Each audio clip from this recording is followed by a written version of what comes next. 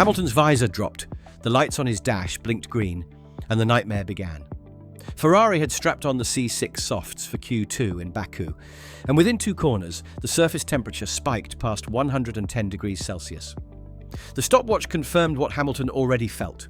Grip evaporating, balance sliding, 7/10 lost before Sector 3 Vingt. With McLaren cruising on 617 points and Ferrari stranded on just 280, the stakes were not theoretical. Every qualifying error bled the constructors' fight dry. Telemetry showed tyre energy peaking roughly 40% higher than the medium compound, mathematics that made progress impossible. And what followed wasn't merely a botched lap. It was a decision that exposed Ferrari's deepest weakness and left Hamilton staring at a future where his own team might be the opponent he cannot defeat. The only question now, was Baku the moment where Ferrari lost Hamilton's trust, or the moment Hamilton decided to fight the team as hard as the field? The numbers do not lie. On his first push lap in Q2, Hamilton's split times bled away in real time. 2/10 gone by Sector 1, half a second adrift by the exit of the castle, and the final margin to Lando Norris's benchmark, a brutal 7/10. For a 7-time world champion, that is not ordinary defeat. That feels like sabotage. The culprit was simple, but devastating: compound choice. Ferrari had rolled the dice on the C6 softs, convinced their rapid warm-up would deliver an early advantage. Instead, the data showed surface temperatures spiking to 112 Celsius before the end of turn 4. That figure matters, because once Pirelli's workable window of roughly 95 to 100 degrees is exceeded, grip does not fade politely. It collapses. The tyres became glassy, unstable, impossible to trust. Hamilton carried roughly 190 km per hour through turn 8, but every steering correction loaded the front axle with thermal energy it could not shed. His throttle trace turned erratic, tiny stabs where there should have been flow, micro-lifts where there should have been commitment. To the naked eye, it looked like overdriving. To an engineer, it was the predictable signature of overheated fronts and oscillating rears, and psychologically, it cut deeper than a simple mistake. Hamilton had topped FP2 with a 1 minute 41.293, quicker than last year's pole, and arrived in qualifying convinced Ferrari had finally unlocked balance. To fall from that height to a Q2 elimination because of a pit wall call left him furious. The curiosity that drives the rest of this story is simple. Why did the garage split compounds, medium for one car, soft for the other, at the very moment unity mattered most? Inside the Ferrari garage, the reasoning sounded clinical.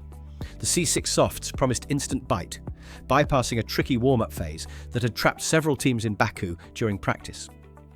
Simulation models hinted at a 2/10 single lap edge over the medium, if the compound survived the 21-corner thermal cycle.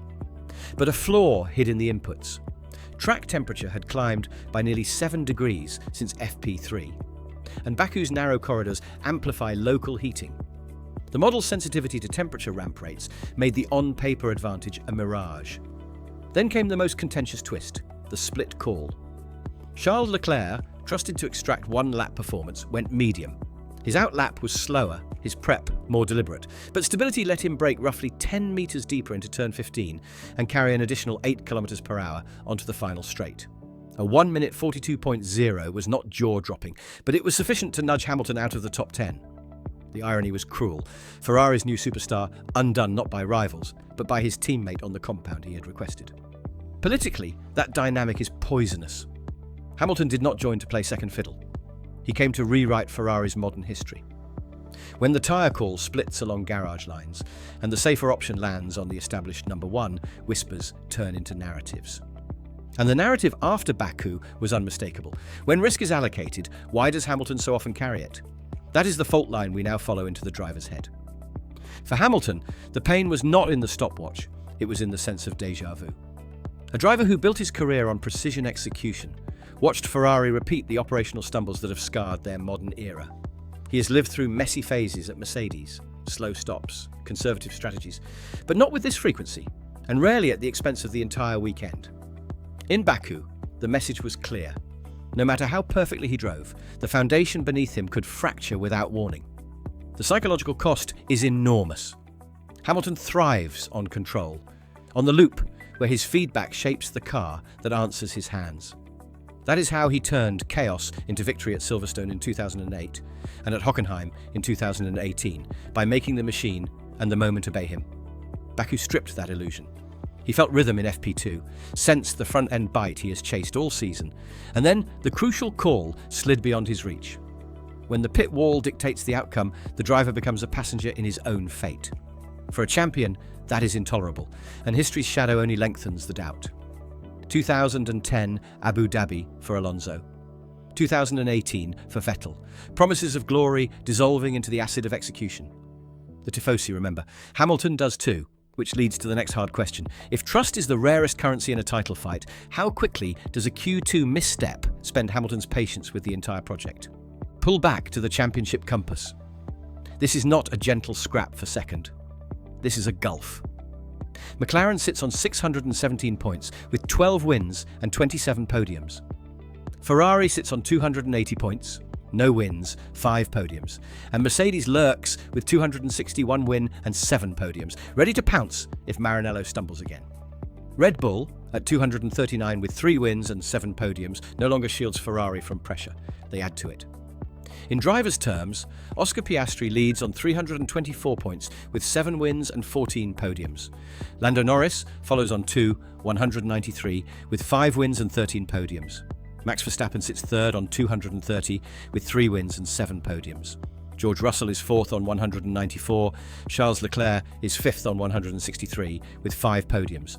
And then comes the number that matters most to this story. Lewis Hamilton on 117 points. No wins, no podiums. That is a 46-point deficit to his own teammate, and more than 200 points behind the championship leader. From outside the top 9 on the Baku grid, history gives you fewer than 5% odds of making the podium since 2016. The odds were baked in the moment the compound choice was made. The arithmetic is unforgiving. Every split strategy that fails risks turning a defensive second in the constructors into a chase for third. Which raises the strategic dilemma Ferrari must solve before the triple header. Can they convert raw speed into double car points hauls when the hill toward McLaren is 337 points steep? The fallout was not only coded in numbers, it was written in body language. Hamilton unbuckled slowly, visor down, the shape of silence. Engineers approached. He walked past. Leclerc emerged moments later to measured congratulations. Nothing overt, everything suggestive. Ferrari's internal politics are famously delicate. Leclerc has been the face of the rebuild since 2019, and his qualifying record has cemented his gravity inside the team. Hamilton arrives with history, yes, but he steps into an ecosystem that already has a centre of mass. In Baku, that balance cracked. Fred Vasseur's public line was calm. 2 fast cars, circumstantial misread, but rival principals muttered about a different truth. An unwillingness to disturb Leclerc's comfort zone, especially on low-fuel calls. Giving Leclerc the medium, while Hamilton carried the soft, looked less like nuance and more like hedging. And yet, Ferrari's season cannot survive hedging.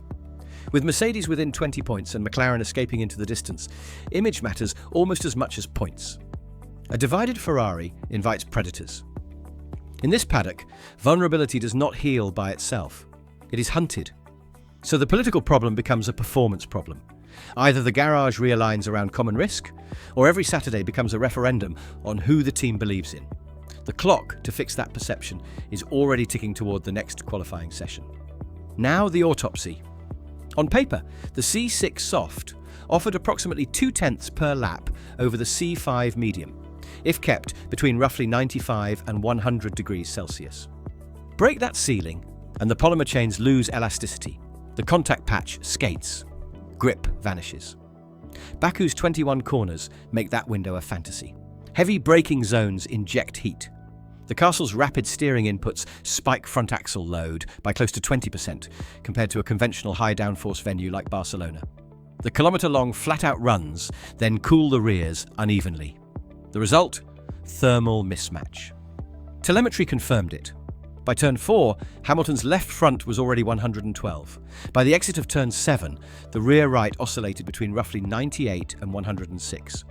That seesaw destroys rotation on entry and traction on exit. You cannot drive around physics. Leclerc's medium trace looked duller and therefore better, fronts hovering near 94, rears near 98, slow to light, stable to keep. That stability let him brake later into turn 15 and release earlier onto the straight, securing a banker that became decisive when others overcooked their attempts. The deeper lesson is not softs bad, mediums good. It is model discipline. Ferrari's predictive tools appear underdamped to temperature deltas and local load spikes. If the model that picks compounds struggles in a known thermal minefield, like Baku, what else in the chain? Outlap targets, toe coordination, fuel windows, is riding on assumptions too brittle for street circuit chaos. The next race will reveal whether the error was a one-off, misweighting, or a systematic blind spot rivals can keep punishing. When the session ended, the paddock tone turned from curiosity to opportunity.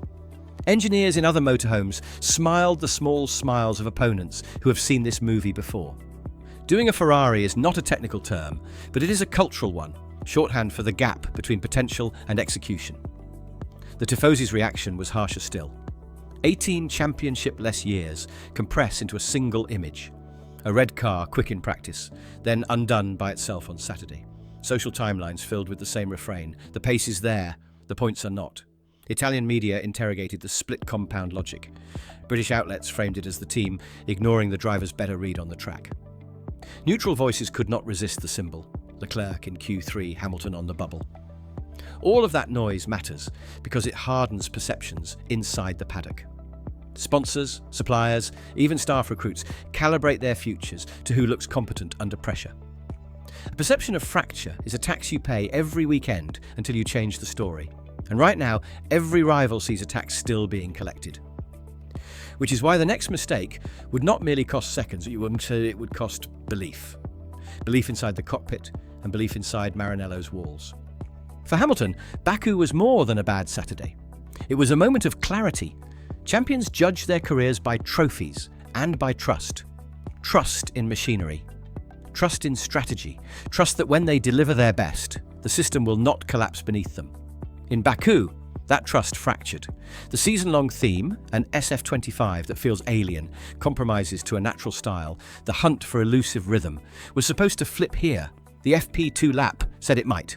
Instead, agency evaporated in the heat haze of a soft compound. History provides a warning. Fernando Alonso did not leave Ferrari because he lacked speed. He left because alignment failed.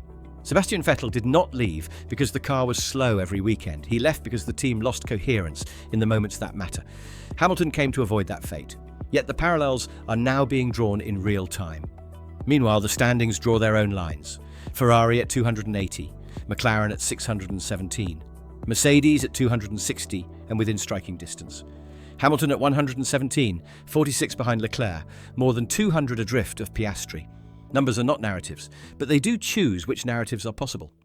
If Ferrari cannot convert pace into double car points hauls, the battle will shift from chasing McLaren to defending against Mercedes. And if that happens, Hamilton's calculus changes from how do we win to can this project even fight fairly? That is the inflection he and Ferrari must diffuse immediately. The verdict is blunt.